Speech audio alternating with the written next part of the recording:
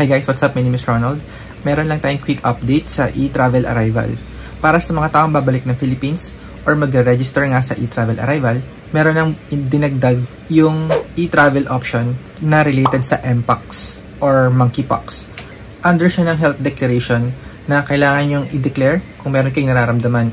Ito yung tinatawag na blisters, rashes, vesicles. Alam niyo naman yung global situation ng mpox, di ba? Dahil kumakalat na siya sa iba't ibang bansa. Anyway, panoorin natin yung balita. Kasama na po ngayon sa e-travel form, yung mpox screening questions po, ASEC.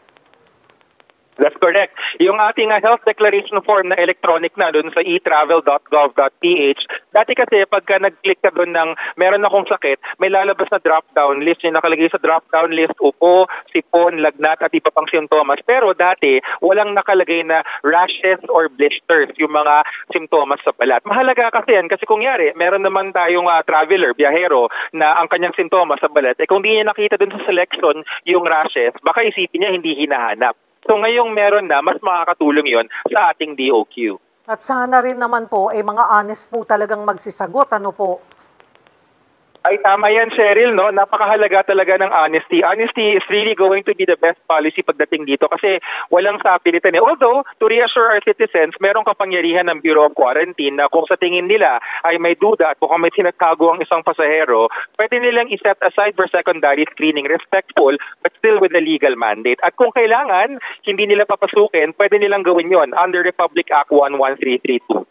Maliban po dito, ano pa po ang efforts natin para mapigilan ang pagkalat ng mpox po sa bansa at maging pagpasok po nitong strain na clade 1B? Yes, at this stage, nag-review na tayo ang ating Food and Drug Administration. Personally, nakakita ako ng liham mula sa kanila na mabilisang naisulat. Yung state of regulatory permits para sa lahat ng mga posibleng gamot or posibleng bakuna laban sa mpox. And our FDA is working double time para siguraduhin na pumasok na itong mga kumagagamot na ito. Meron kasi mga antivirals like for example, yung sinasabing Tecovirimat na kaya nating ipasok na in as short as span as 2 days. May na mga identify tayong mga international suppliers na willing magbigay sa Pilipinas, some of them even on donation. So, yan ay nangyayari kasabay ng ating heightened surveillance at itong ginagawa natin na risk communication. Tamang alerto lang, hindi kailangan mangamba.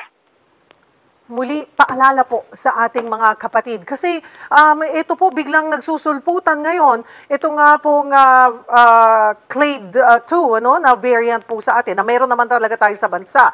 Pero baka po hindi naman talaga nawala, Doc? ASEC, naging mas aware lang po tayo nang nagkaroon muli Tama ng... yun. Opo, go ahead, ASEC. Yes, tama yun, Cheryl. No? Ang tawag namin dito flashlight effect. Kasi kung dati yung kwartong madilim, ang nakikita natin 2 tao lang kasi mahina yung ilaw. Ngayon, binuksan natin yung ilaw dahil sa surveillance at sa risk communication. Meron palang mga tao dun sa loob ng kwarto, mga 10. So yan yung nakikita naming epekto ngayon. At magandang balita yan in the sense na napapakita, napapamalas ng DOH at ng gobyerno na handa tayo. Hindi tayo perfecto, we will keep on improving, but we can assure our citizens, hindi to bago sa atin. Ready tayo. Hindi naman talaga major changes yon. Same pa din naman yung process kung paano kayo magre-register sa e-travel arrival. Either pupunta kayo sa eGovPH app or bibisitahin nyo yung website ng etravel.gov.ph. So kung kailangan nyo ng tutorial or kailangan nyo ng guide, pwede nyo i-check mga ginawa kong video. So i-skip ko na lang yung part na to sa pag-register ng travel information. Punta na tayo dito sa health declaration kasi dito naman talaga yung merong update. Sa part na to, kailangan nyo i-declare kung na-expose kayo sa sakit. So, itong mpox is bago. Main symptoms nito is yung rashes nga. Kaya dinagdag nila to. Although, wala pang balita kung magkakaroon ng additional screening pagdating sa Pilipinas. So, tinry ko nga kaninang yes. Wala namang pinagbago dun sa QR code.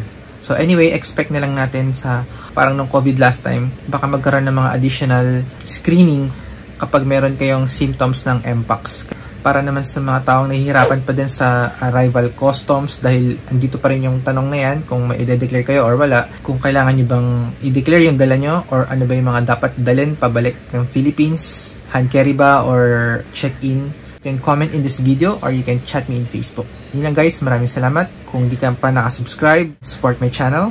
Shoutout nga pala sa mga taga-support ako from Singapore. Thank you so much. It really means a lot. And if you're still here, thanks for watching. I will see you in my next video.